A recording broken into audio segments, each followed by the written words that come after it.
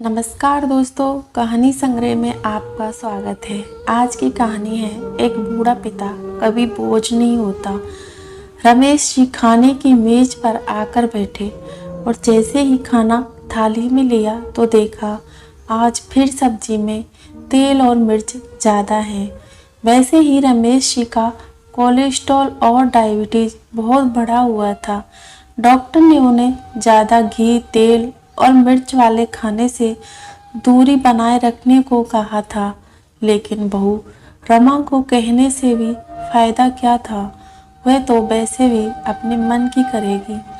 अभी कल की ही बात है जब रमेश जी ने रमा से कहा था कि उनके लिए कम शक्कर वाली चाय बनाया करे। तब रमा गुस्से से बोली, मुझे फीकी चाय अलग से नहीं बनती पापा जी, पीना है तो पीजिए वरना रहने दीजिए।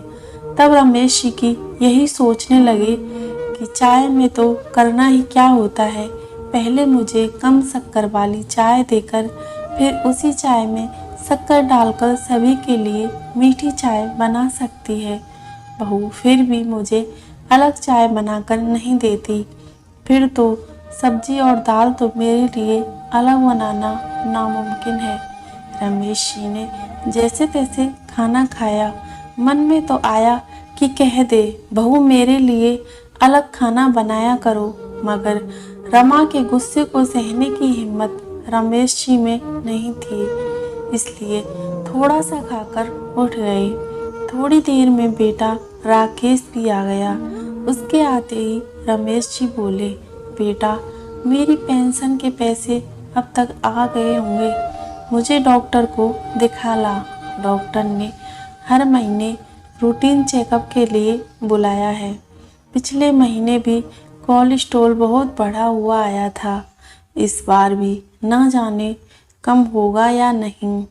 जैसे ही बहू रमा ने रमेश जी के मुंह से ये बात सुनी, वह अपने कमरे से आकर बोली, पापा जी इनके कोलेस्ट्रॉल बढ़ने का ठीकरा भी मुझ पर फोड़ना चाहते हैं। राकेश इनका तो एक ही काम है, बैठे बैठे सभी पर इल्ज़ाम लगाना। लेकिन मैं कह देती हूँ राकेश, यदि इनका ऐसा ही रवैया रहा तो मैं गोलू को लेकर हमेशा के लिए मायके चली जाऊंगी। राकेश भी रमा की बात पर मौन रहा। रमेश जी समझ गए थे कि अब बेटे बहू पर बोझ बन चुके हैं और वे नहीं चाहते थे कि रमा उनकी वजह से मायके चली जाए। इसलिए उन्होंने अगले दिन अपने कपड़े पैक किए और वे अपनी बेटी सुमन के यहाँ जाने को रवाना हो गए।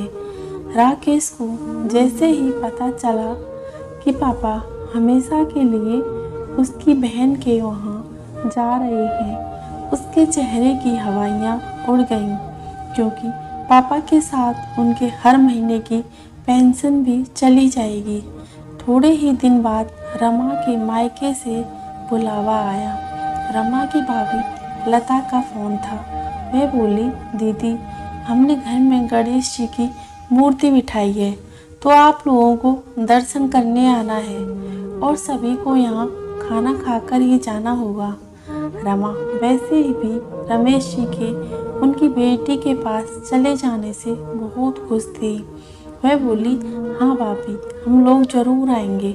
रमा राकेश और अपने बेटे गोलू के साथ मायके पहुंची। गणपति जी के दर्शन करने के बाद जब वो रसोई में पहुंची तो देखा 2 अलग पतीलों में खीर चढ़ी हुई थी और सब्जी भी 2 अलग बर्तनों में थी। वह बोली, भाभी सब कुछ 2 अलग अलग बर्तनों में क्यों बना रही हो? लता बोली, दीदी आपके पापा को डायबिटीज है, इसलिए उनके लिए कम मीठा और कम मसालों वाला सब कुछ अलग बनाती हूँ ताकि उनकी सेहत खराब ना हो। अपनी भाभी की ये बातें सुन रमा को अपने आप पर शर्मिंदगी महसूस हो रही थी, क्योंकि उसने अपने ससुर जी के साथ कैसा बर्ताव किया था वह ये जानती थी।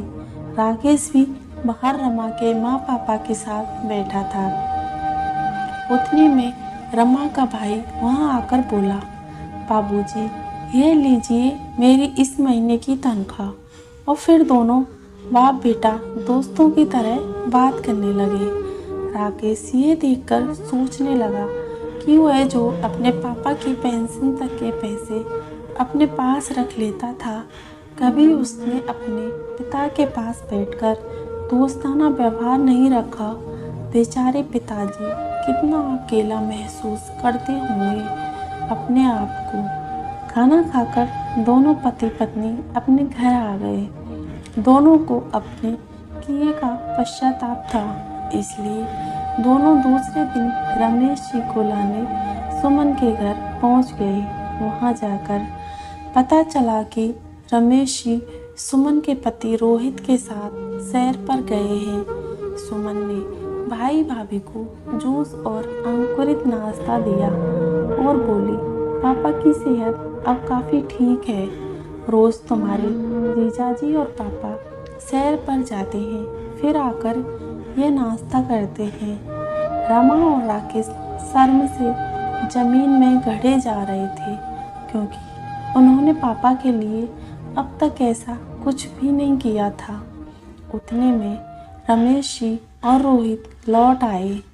राकेश बोला, पापा, हम आपको घर लेने आए हैं। यह सुनकर रमेश जी एक पल के लिए ठिठक गए, क्योंकि वह अपमान सहने बेटे बहू के साथ वापस जाना नहीं चाहते थे। पापा जी, हम लोगों से बहुत गलतियां हुई हैं। मैं बहुत बुरी हूँ पापा जी, मगर सुना है एक बाप तो अपने बुरे से बुरे बच्चे को माफ़ कर देता है। क्या आप मुझे माफ़ नहीं करेंगे? हाथ जोड़कर रमा बोली। राकेश भी हाथ जोड़कर खड़ा था।